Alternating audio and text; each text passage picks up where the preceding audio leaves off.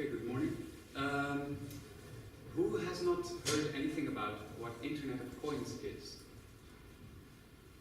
Okay. Yeah, then leave the conference because it's a shame that you don't. That's a shame. No, I'm kidding, but no, it's something that I'm not going to explain in detail today, but I'll just give a short overview. First, we had Bitcoin, and then came many other cryptocurrencies like altcoins like Litecoin, Dogecoin, etc., etc. Terracoin, many coins we remember, barbecue coin. But all these coins, they have their own blockchain, they have their own small ecosystem, their own fan base. And so, however, they need to be able to exchange for bitcoins or maybe dollars or maybe euros, because otherwise there's no liquidity. And so many exchanges, they saw this chance and they said, okay, we'll offer these coins for trade. So, one interruption. If people blog about it today, please be careful about saying who's working for what, because I got a message from a previous speaker, and someone blogged that he spoke for this or that, and it wasn't like that. So there were a lot of misunderstandings. So please be careful. Don't drink and blog. Yeah. So, but then these exchanges came, and you could change one cryptocurrency for another.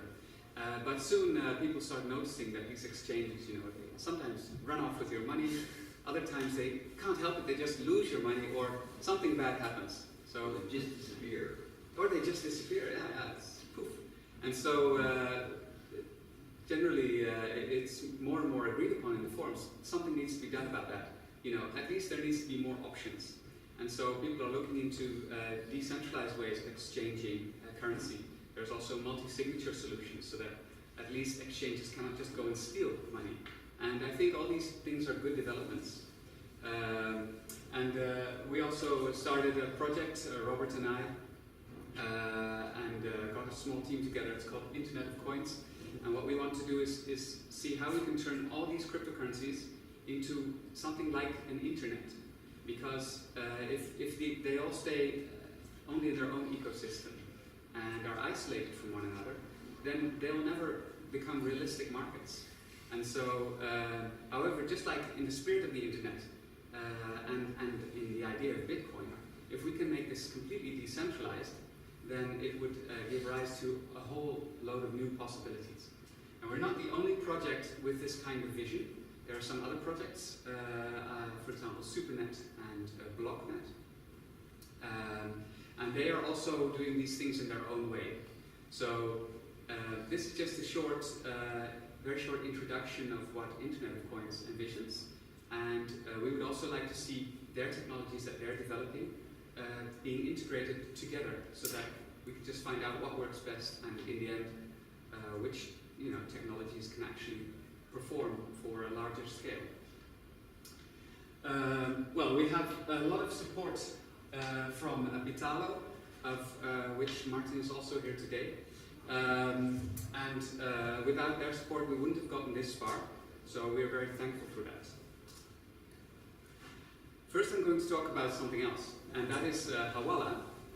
And Bas already said it had been mentioned before. While writing the white paper for Internet of Coins, which you can download, I also found something about hawala online, and I'd never really heard about hawala. I heard about similar concepts, but I didn't know exactly what it was. But I also came across this. It was a picture saying, hawala is illegal, don't risk it. And then it has these two headlines. US tells India to regularize hawala transactions. US Treasury nudges India to tackle hawala networks. So that got me interested. Now what's going on? What is this hawala, what they're talking about? Under there it says, something about the Foreign Exchange Management Act, and people are prohibited to receive any payments from or through any person who's not authorized by order or on behalf of a person resident outside India in any manner without the special or general permission of the Reserve Bank. Good morning. So, apparently, hawala is something that's punishable, and at least in India, so that got me interested. But then I looked a bit further down and I saw, hey wait, it's a commercial. It says, the risk involved when transferring money through illegal channels to India is immense. And as you can see, it's not really worth taking such a big risk. That's where Western Union comes in.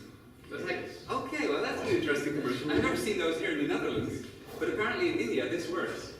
The source is Financial Express and Indian Express, dated 8/2/2002. A very interesting time frame, because that was just, not so long after the September 11th attacks, about a year. And it's an interesting take on telling people you can't do this, so we have the solution, and presenting yourself. But it also got me thinking about hawala itself.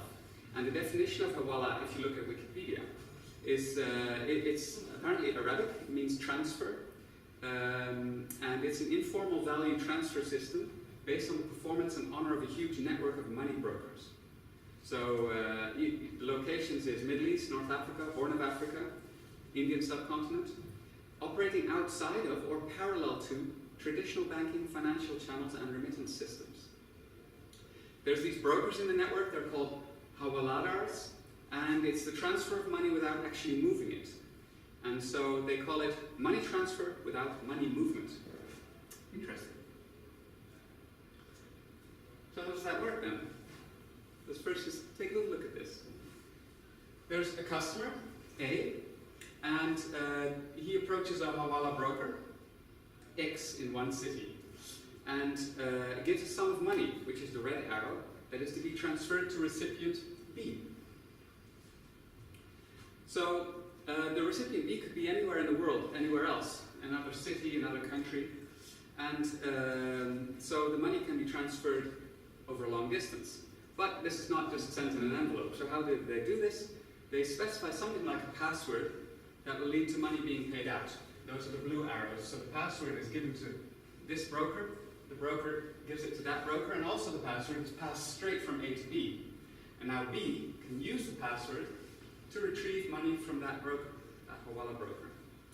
The unique feature of this system is that there's no promissory instruments to exchange this. So the transaction takes place entirely on the system of honor. That means if a hawala broker ever breaks this honor code, he's basically no longer a hawala broker. Every broker will know, and he's thrown out of the network. Does this work in cultures where honor is more appreciated, the honor of the family and such? It would be apparent, because I think in the regions where hawala works best, he sees honor as an important aspect of the culture. Could it also be that it's a sort of family business that has been handed over through generations, that they've been, because I've seen sort of certain families from the Middle East that seem to have a sort of history of exchanging money. It's very likely, but it's also very old. So, go ahead. We have this honor system also on eBay nowadays. On eBay? Yes. Ah, sounds good. You have this history of reputable transactions. Yeah, of course. It's expectations of the intention. But wait, sir, let me remind you that hawala is illegal. Yes. Think about that.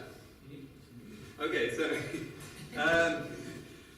now some government officials they say that hawala can be used to facilitate money laundering, which probably it could. It could avoid taxation. It could move wealth anonymously. Where did we hear that ring before? And as a result, it's illegal in some US states. It's illegal, of course, in India, Pakistan, and some other countries.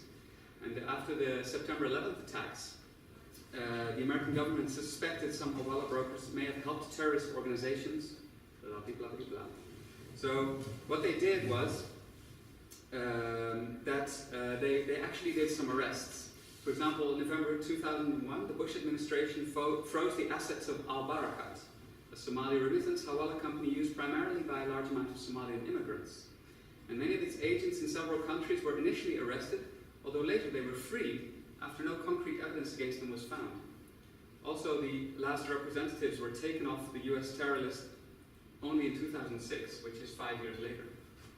The mass media has speculated that pirates from Somalia use the hawala system to move funds internationally, where these transactions can neither be taxed or recorded. But case in point is that there have been many arrests over this system, especially after those terrorist attacks of 2001, that could never really be proven to have financed terrorism.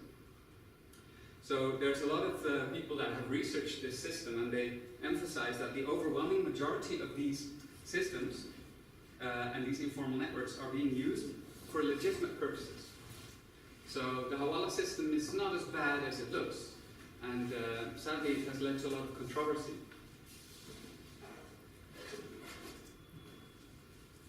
But wait, wasn't this conference supposed to be about cryptocurrencies? Oh, go ahead. Just a very good question, sorry to interrupt you. You talk about password transfer, how do they usually do that? There's all kinds of different methods for that. That differs from broker to broker. Okay. Of course, in the past, it could be a phone call, but once they learned that telephones can be tapped, they now use encrypted messaging like ZRTP, SRTP. Now, I'm not a hawala broker, but I could imagine that if I was, that's the way I do it.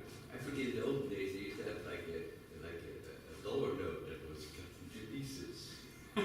Yeah, the password could also be anything from a spoken word to just a little dot on your pinky finger or whatever. As long as the hawala broker knows that's what I need to look for, he knows that the exchange can be done. So actually this conference is about cryptocurrencies. So I'm going to give you what you want, which is the blockchain, right? And maybe one day we'll have these nice Lego packs where you can build your own blockchain, right? For experts. Very, very complex, very difficult. This is only for people that really like Lego, you know. So now, when looking at the blockchain, we have to. I have to think about hawala, because let's say we have bitcoins. You know, it's quite easy to transfer bitcoins from one wallet to another, and but this is all a very conceptual thing, because actually no money is being moved. There's only a concept of value being transferred. And so I thought, well, why not make this possible between multiple blockchains? Because right now we have to go via these centralized exchange brokers, but they don't have a code of honor, not like the hawala system. And that, some of them try to do that though, but many of them have proven not to have a code of honor, and so that is a risky thing. And so we need to look at possibilities to create a system that is honorable because of the system itself, and not because of the people involved.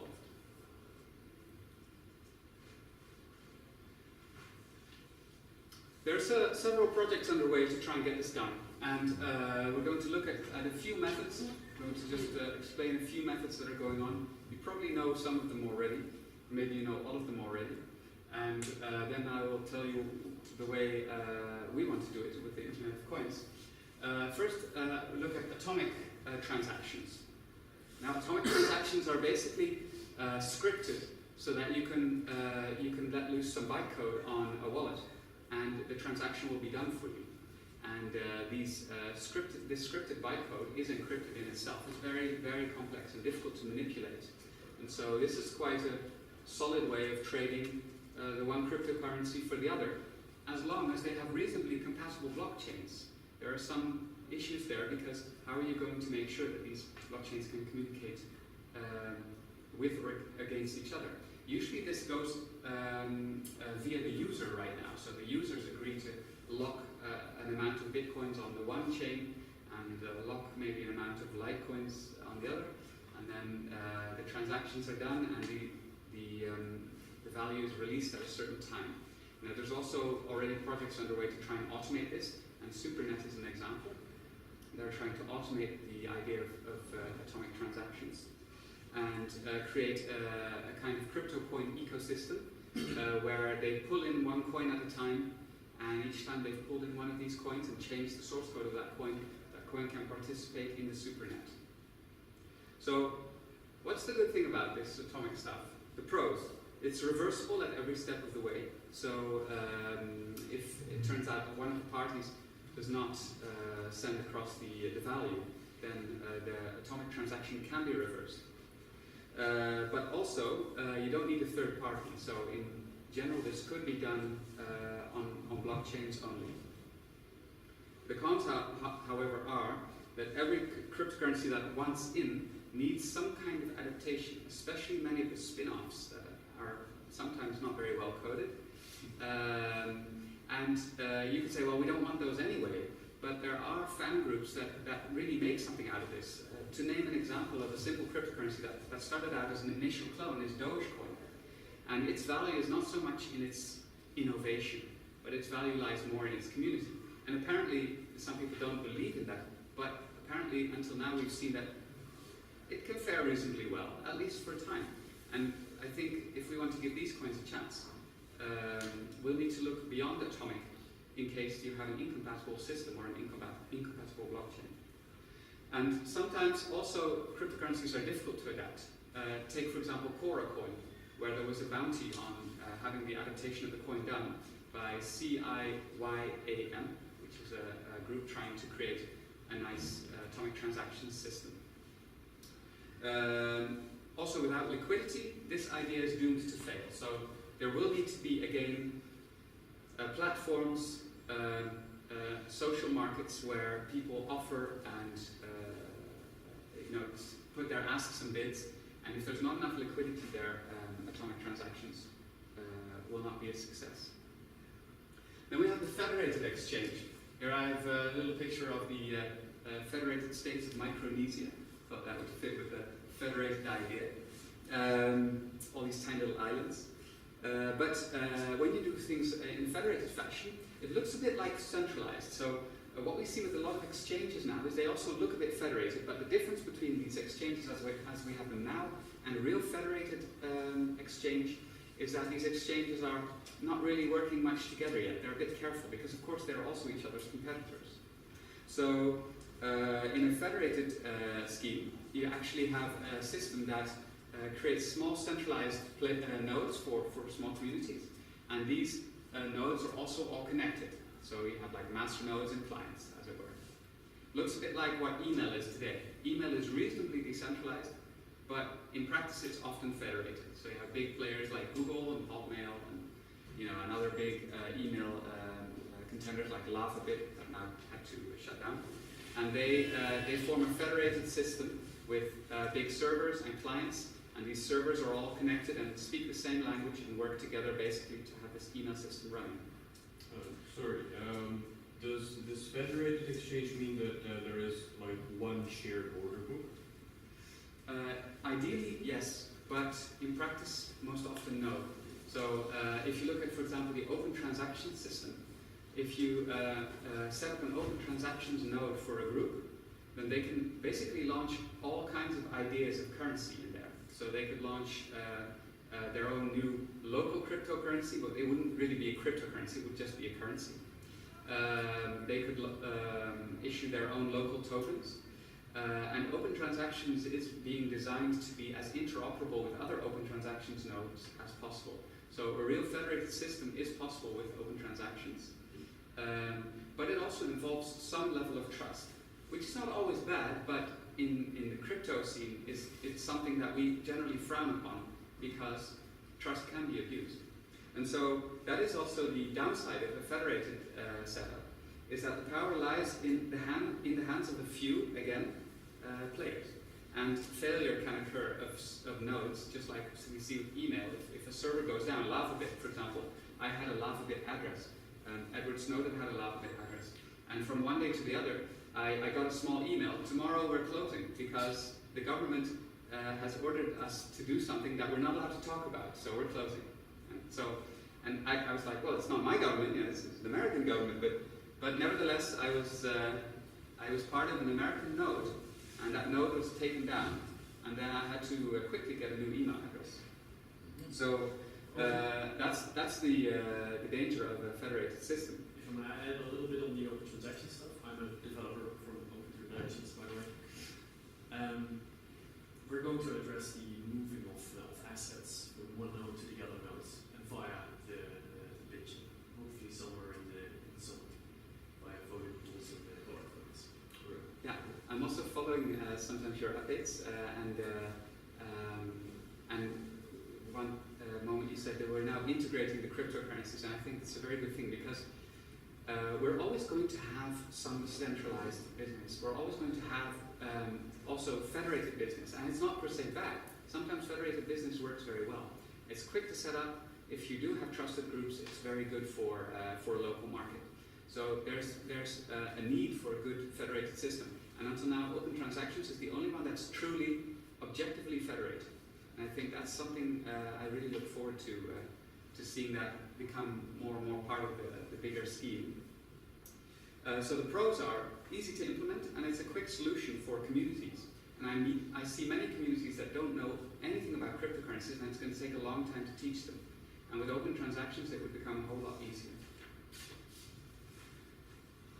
So then we have something called sidechains.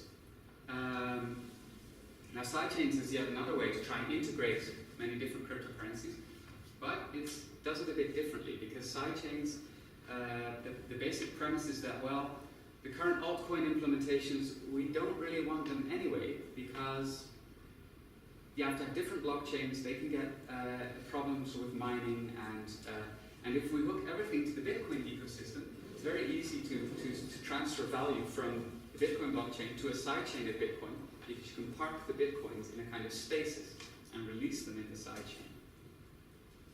Now, this means everything has to be linked to the Bitcoin blockchain. So all these altcoins that would come out of sidechains would be backed by Bitcoin. And this sounds like a great idea. It is an interesting idea. I think it's also a workable idea. But it also has some practical drawbacks. Because if you split a currency up into many sidechains, especially Bitcoin, each sidechain will only have a fraction of the hashing power of the Bitcoin network as a whole. So a sidechain still has the isolation problem when it comes to hashing power. Maybe not when it comes to value transfer, but hashing power is also important. Without enough hashing power, the sidechain will die. And what will that do to the Bitcoin price or to the Bitcoin ecosystem? Can Bitcoin take such beatings? We don't know. But it will certainly put a dent in the trust of Bitcoin itself, because they will be linked to Bitcoin. While right now, if a cryptocurrency, an altcoin dies, people will be like, well, basically it was a bad coin, or it was not enough support, or there are reasons for it. But it can die without bringing a blow to Bitcoin. So, and it still generally does not solve the mining problem. So for that, Peter Todd came up with something he calls tree chains. I couldn't find a nice picture for that, so I took a picture with little trees, right? Now tree chains works different than side chains. Again, we have chains that are hooked to the Bitcoin blockchain. But what Peter Todd would like to see done is that the Bitcoin blockchain no longer stores transactions, but that it stores only root hashes.